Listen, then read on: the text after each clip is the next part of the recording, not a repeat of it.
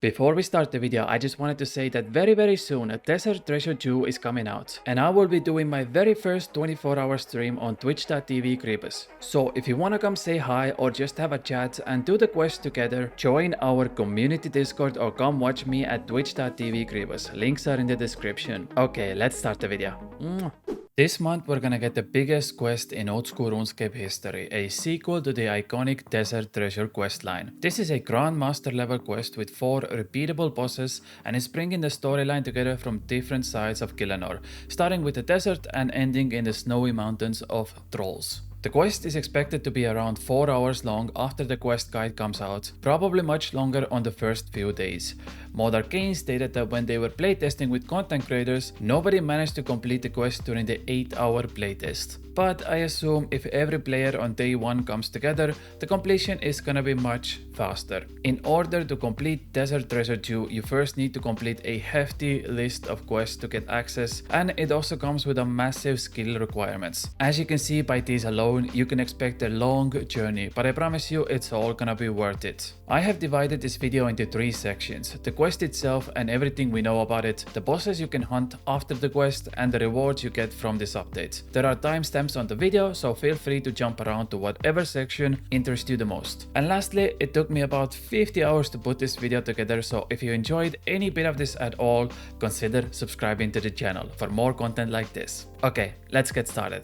Firstly, a lot of the information you see in this video is mostly speculated theories among players and teasers we've seen from Jagex. Some things you see in the next 15 minutes might change once the quest comes out. Let's start with the quest itself. Jagex has been releasing more and more information about this quest with every update we had this year, and it's expected that during the quest you're gonna have to visit almost every place in Gielinor at least once, since the scale of this quest is absolutely massive. In 2020, there was a reference during the birthday event that a horn was hidden in the desert and you need to kill 4 bosses to unlock the door and get it back. So the idea of the quest is likely gonna be similar to the first one. There are 4 bosses in the quest and you have to hunt them down in different locations. Some of the places you definitely have to visit during the quest are this.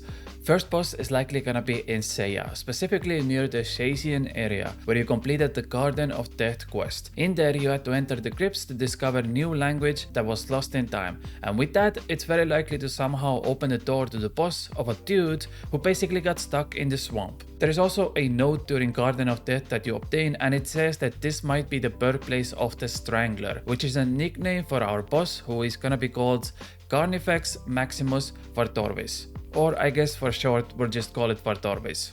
And we'll talk about this boss later on. The next boss is likely gonna be in the Camdasal Vault under below Ice Mountain.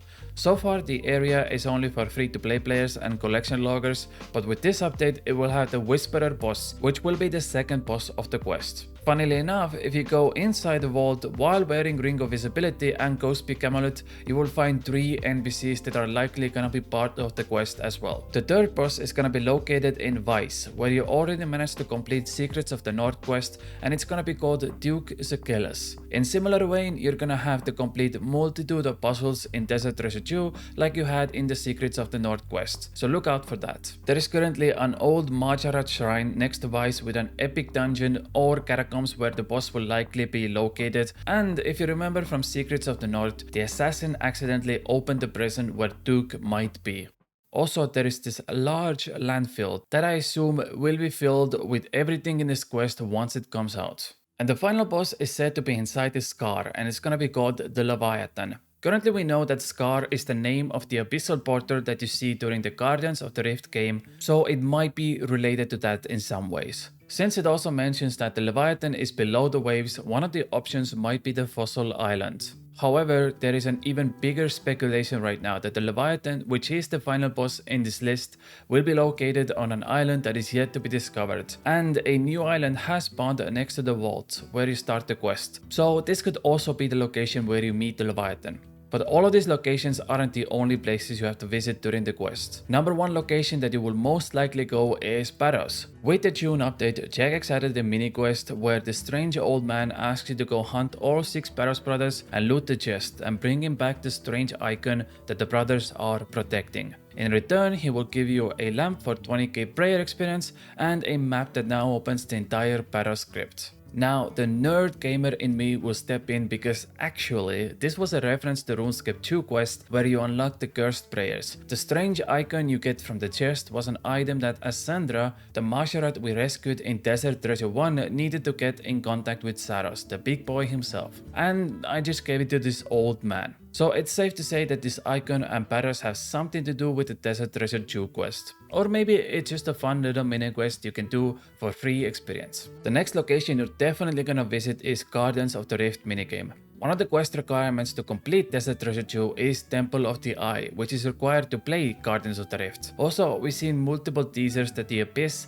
and Saros have something in common, and the Guardians are trying to block the entrance to the Abyss, so look out for that, and it's likely that the mages of Gielinor will come to help at one point or the other. We also know that in the Temple of the Eye, Mia Burston is sucked into the Abyss, and that might have some correlation with the Leviathan boss, because it's an anagram for I am a serpent, so that is something to look out for. And the final location known right now is the desert near the Inacra's Lament. It is once again the requirement for the quest, and it had a storyline that ended with Inacra being a Majarant servant. Inacra is also speculated to be in this teaser at the start of the quest, who is just another servant looking to open the vault. Currently the story is that all 4 bosses are hiding from the serpent, who might be hiding behind the door that you start the quest from, and you have to go hunt all 4 bosses to get the respective keys and open the vault. There is likely gonna be tons of other locations during the quest that you have to go through. Like we said, the quest is hours long, so it's a full day adventure, and anything that has to do with Majorat will also be likely in this quest line. Jagex did state that the quest versions of the bosses are gonna be much easier than the versions you hunt after the quest. So if someone out there is just looking to get their quest point cape back, you should prepare yourself with minimum 80 to 85 stats, which most likely are gonna be good enough to complete. Keep in mind you will likely need all 3 combat styles to complete the quest itself, and this is a perfect time to go deep into all 4 bosses after the quest is completed and see what mechanics, tactics and combat styles they use. Now, I put this in the end, but this is a spoiler for the quest, so if you're likely heavily invested in the lore and don't want to know the antagonist of this quest, feel free to skip to the next section. You have been warned. So in the Garden of Death you get a note, which is signed by Cassandra Shaw. If you use it as an anagram, it says the Shadow Snake. In RS3, Sliska was called the Shadow Snake by many because he had so-called power over shadows and is the master of the Shadow Realm. I know, we're going full nerd mode here. So it's kinda confirmed that Sliska, who is another powerful Majorat and the person who killed Kha'Zix, and is gonna be the antagonist of our quest. Some even speculate that Sliska is behind those vault doors. Okay. It's time to talk about the bosses. All the 4 bosses are gonna be solo instance fights and can't be done in groups. The quest versions are gonna be easier than the actual fights after the quest, and there are also gonna be hard mode versions of the boss that have more mechanics. Jagex mentioned that rather than making the boss long and hard to kill like the Nightmare where 1 KC takes around 10 minutes, this time they focused more on mechanics to make it feel more satisfying to hunt these bosses. Mod Arcane confirmed that there aren't gonna be any one-shot mechanics, but you will take heavy damage similar to Maspa, where if you miss the time window to deactivate the mechanic, you will get hit hard. With that being said, let's talk about each specific boss. Let's start with the Leviathan. The only current display of Leviathan we have in the game is actually in Varrock Museum, and it's very likely considered to be a dragon type monster, meaning Dragonfire shields, Dragon Hunter crossbow, and the Dragon Hunter lance might be the best weapons to kill the Leviathan. And there are already some hints out there to showcase this. Firstly, in the teaser we see a fire crevice under the sea, aka the Scar, that pulls ships in, which hints at fire breaths. It is also speculated that you will have to fight the Leviathan inside the Scar. There is also an NPC that was added in January called Morgana, and she is wearing the anti-dragon shield, so this might also reference the same theory. Another hint might be that the Leviathan is gonna be a smoke boss from the ancient spellbook, and usually with smoke also comes fire. Also, there is a poem in RS3 wiki which states that the Dragonkin was a race of powerful dragons whose home planet was destroyed, and the dragons who survived started hiding in the abyss, aka the Scar. And finally, during the teaser video we saw, there was an item called the Blackstone Fragment, which has been seen more use in RS3 related to Blackstone dragons, so this might also be hinting a new type of dragon in old school RuneScape. Like I mentioned before, you can find this boss either on the island next to the vault or somewhere underwater like the fossil islands. It's not currently known if you need a breathing apparatus or not yet. It is also guessed that the Leviathan is a ranged based boss and will also drop the Venator ring, which is gonna be the new best ranging ring in the game. And it will also drop one of the 4 pieces of the Soul Reaper axe called the Lure of Leviathan and part of the Virtus ropes. Next boss we have is Vardorvis. This boss will likely be located in the Keba swamp. The boss itself has no head like we see in the teaser, and his body was invested with thorns and vines coming out of his chest, making him literally stuck in the swamp. It is believed that Vardorvis is a melee style boss since his previous so-called job was the executioner and he was Saras's one of the most loyal servants. It's also believed that he drops the Altar ring, which will be the upgraded version of the Berserker ring, and also drops a piece of the Soul Reaper axe called the Axe Head of Vardorvis and the Virtus ropes. Since he is a blood boss from the ancient spellbook, he will also drop the Blood Sigil to upgrade your scepter. The next and the third boss will be Duke Sakilus. Is likely gonna be located near Vice, where the Maspa is. Duke already exists in RS3 and we know how it kinda looks, and that's also confirmed by the concept art we saw from the teasers. One of the drops for Duke is the Magus ring, which is the new best in slot magic ring. Then a piece of Virtus robes and the Soul Reaper axe piece called the Eye of the Duke. It's also likely that the Duke is gonna be using similar style of damage like the Maspa. So powerful magic hits and in close range melee attacks. And people are speculating that you need magic to kill this boss. And the final of the 4 bosses is the Whisperer. Now I'm gonna go real deep here, okay? Prepare yourself for the next 60 seconds because this is gonna blow your mind. There was an item called the Siren's Dome that was supposed to be in the Nightmare rewards, but later on the reward got scrapped. This dome belonged to Siren Queen, who ruled the Eastern Seas. In RS3, Queen was in possession of the Elder Horn. Now, if we go back to 2020, when the gnome child was blabbering about some horn that was buried in the desert and sealed away by the 4 forgotten bosses. It could be that the Whisperer is actually Queen, who is basically like the boss of the sea, and Elder Horn is actually inside the vault. Okay, nerd minute is over now. The Whisperer, or I guess the Queen, maybe, who knows, will be located inside the Kamdasar vault.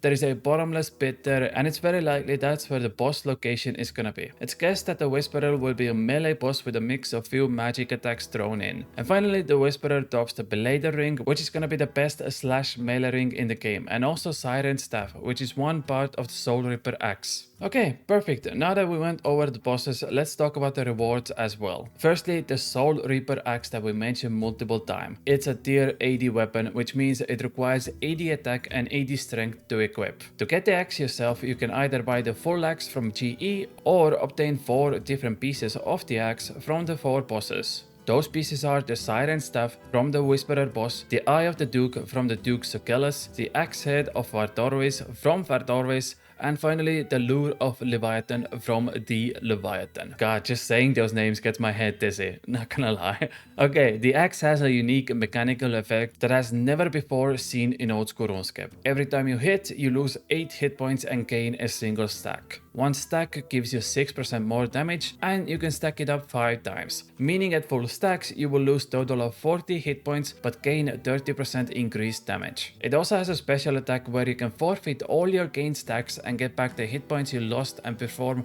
one single powerful attack. If you unequip or swap this weapon out, you will lose all stacks. The axe will be mainly useful on very laid back training methods like Slayer and Nightmare Zone, and much less used on endgame content like raids. It's also speculated that one of the new bosses is gonna be weak to slash, and this is gonna be the best in slot weapon at that boss. There are certain other bosses you can use this on like Cerberus, few God Wars bosses like Sammy and Pandos, Sarachnis and Nightmare with the crush option turned on, but again there are better weapons out there for these bosses. Next up we have the Virtus robes, which are magic armor set that's gonna be seated between Arims and Ancestral, requiring 80 magic and 75 defense to equip. The entire set gives 3% magic damage increase, and this is raised to 12% increase if you're using the Ancient Spellbook. It is considered that the Virtus robes will make the Ancient Spellbook the best spellbook in the game, and just a small comparison is that with these robes, you can now hit 50 5s with Ice Barrage.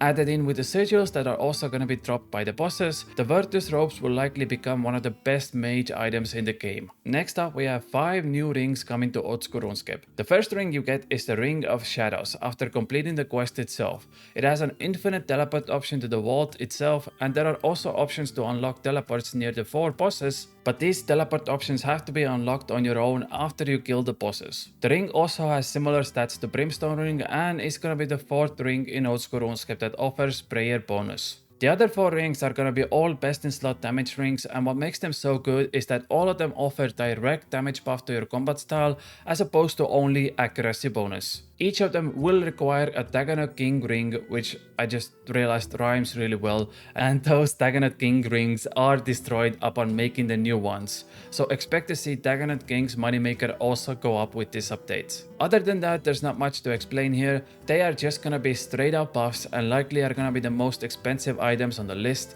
because all of them is something every player is looking for. Everybody wants to hit more. That's just given. There was a poll whether players wanted unique effects on the rings or just straight up better max hits, and 49% of the player base voted on combat bonuses, whereas 44% of players wanted unique effects. And last but not least, we have the Ancient Scepter upgrades. First things first, to even use these upgrades, you need an Ancient icon from Maspa, and you have to attach it to your Ancient staff. Then all 4 bosses drop the represented sigils. Duke will drop the Ice upgrade, Vartorvis is the Blood upgrade, the Whisperer is the Shadow upgrade, and finally the Leviathan is the Smoke upgrade. Keep in mind that all the upgrades and the Ancient icon are untradeable, meaning you have to get every piece of equipment yourself. All the upgraded sigils give a bonus effect on your Ancient spellbook. The Blood spells can now overheal you for 10%, so that means if your HP is 99, you can now go to 109. This also stacks with Saradomin Bruise. The Ice spells now have bigger accuracy to catch freeze if your opponent isn't frozen. I expect this to be used a lot in PvP. The Shadow upgrade now reduces your opponent's stats by 16%, and you can cast it multiple times. I expect to see a lot of new mage meta with this spell, as it's effectively the mage version of Pando's Godsword. And finally, the Smoke upgrade reduces the effectiveness of healing by 20%. Meaning, let's say you're in PvP and the spell is cast on you. Now, instead of a shark healing you 20 hit points, it heals you for 16. Same goes for Saradomin Bruise. Instead of 15 hit points, it now heals you for 12, and so on. And this is the conclusion with the rewards in this raid. I expect to see a lot of good money making in the first weeks, so make sure you don't miss out on that. And there is actually one more reward that is completely cosmetic. Jagex is planning to release the hard versions of the 4 bosses we talked about. And after you complete the hard versions of each boss, you will get a Torva Blood kit as a guaranteed drop. This kit will allow you to recolor your Torva outfit, and it looks freaking sick. Although I will never be able to afford Torva myself, I'm happy they added this in because that is awesome PVM fashionscape in a nutshell. Well, this was it. What are your thoughts about this update? Are there any rewards or bosses you like the most? Let me know down in the comments, and as always, if you enjoy the content, make sure to subscribe as it helps me out a lot. For now though, I'll see you all tomorrow with another video. I love you all. Bye.